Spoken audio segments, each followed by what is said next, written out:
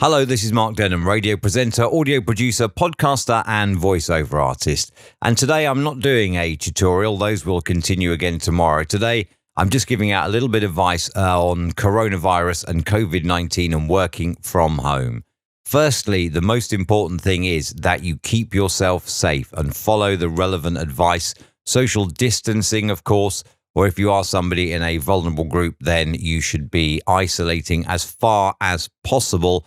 And of course, if you do have to go out and about, then it's social distancing and it is the hand washing and avoid contact as much as possible, which is really, really sad.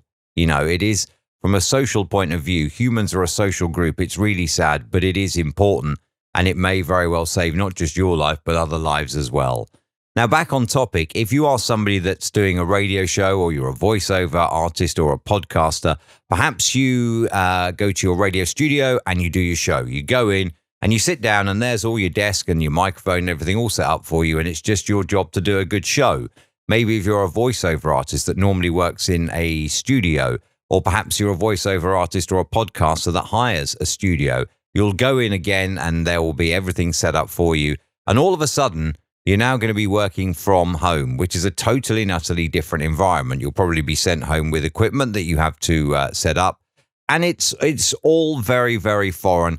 And it does make your job more difficult if you're not used to it. Now, one very, very important thing here, I'm guessing that if you work for a radio station or something like that, then you'll probably be sent home with equipment that you have to set up, a microphone and indeed an interface to get that sound into your PC. At the very least, probably some form of connection back to the radio station as well. So you can hear the playout system working in the radio station, and so you can insert your links as and when necessary. Now, obviously, you will be given instructions on how to set that up, and that's great. If you are given, right, before we get into what you're given, if you go into any decent radio station or any voiceover studio, you will probably sit in front of a condenser microphone. They are the best microphones that there are, and there are some that you can get for 50 or 60 quid, right the way up to into the thousands. But what I'll tell you now is, when you sit in that studio, be it a radio studio or a voiceover studio, booth or whatever, you are sitting in a completely ready environment. It is sound isolated, soundproofed, and it is also sound treated. They are two very different things. Soundproofing is stopping sound getting in and out from the environment, be that a room, be it a booth, be it whatever. Soundproofing means that that room is then isolated and you can sit there, and when you say nothing, there is silence. That is soundproofing. Sound treatment is making the room suitable for recording audio without horrendous feedback and echo. Now, obviously, every room will have room reflections in it. Studios have them absolutely minimized by either acoustic treatment that you can see or perhaps behind like some form of covering. And therefore, when you if you stand in the studio and you clap, you will not hear an echo or a reverb of that clap. It may just be very, very short, just like a clap and a slight reverb that you can hear of it coming back again. That is sound waves bouncing around, okay? Now, in a studio, that probably will not happen. If you were to do that in your front room or in your spare room at home where you are broadcasting from or recording from at home, unless it is treated, you will hear that return of your audio. You'll hear the sound waves bouncing around and coming back. Now, if you have a microphone that has a cardioid pickup pattern, then it's only sensitive from the front. And that means, though, that sound is then bouncing off the wall behind you, off the walls to the side of you, and it then returns after doing a circuit back into the front of the microphone fractions of a second after you spoke, and that's where you get reverb. This is why it's very, very important to consider if you have a choice in the equipment, if you have to buy your own equipment now to carry on your business, this is why it's essential that you get that choice right. If you are working in a sound-treated room, you can go out and you can buy a condenser microphone and you will sound good as long as it's sound-treated and away from outside noise. If you're not, though, if you are now forced to work in a spare bedroom, then your best option would be to get a dynamic microphone, because whilst dynamic microphones don't produce the same rich, warm sound to the same standard as a condenser microphone, They're also less sensitive to room reflections, to reverb. And that is something that you do not want, whether you're doing radio, whether you're doing a radio show, a radio news job, whether you're doing voiceover. You do not want your audio to sound full of room tones, because if you're doing voiceover, it'll just be rejected. And if you're doing like radio, I mean, I've heard a couple of examples where it basically sounds like somebody is broadcasting from their toilet, and it's not a great sound, okay?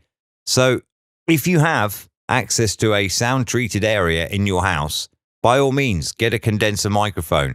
Doesn't even need to be the most expensive one on the market to produce suitable audio in these times of coronavirus panic and working from home. Doesn't need to be, like one of the top range microphones. As long as you get a decent quality microphone, the Rode NT1A, the Rode NT2A, microphones like that, perfectly good for recording voiceovers and doing radio shows from home if you have a sound-treated space in which to record. If you don't, then look at something like, say, the Shure SM7B. Look at the Heil PR40. These are dynamic microphones that will produce a good quality sound, not as good as a condenser, but a good quality sound, and will be more forgiving to the tones that are natural within every untreated room. If you do have a condenser microphone, because that's what you've been sent home with to work from home, and you don't have a sound-treated environment, all is not lost.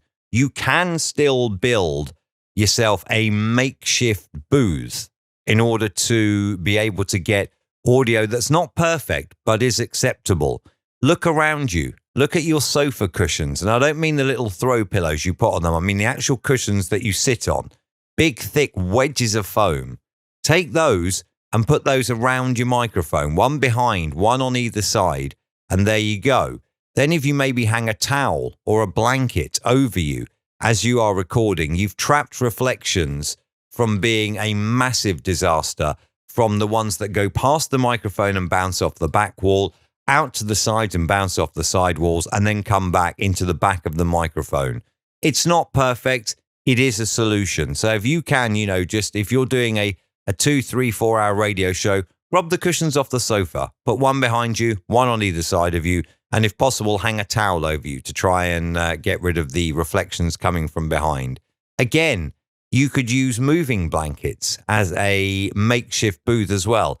If you could get some way of like hanging one of these up behind you, then that will stop the reflections. Well, not stop, it will lower the reflections coming back into the sensitive side of the microphone, which is the front side where you are talking.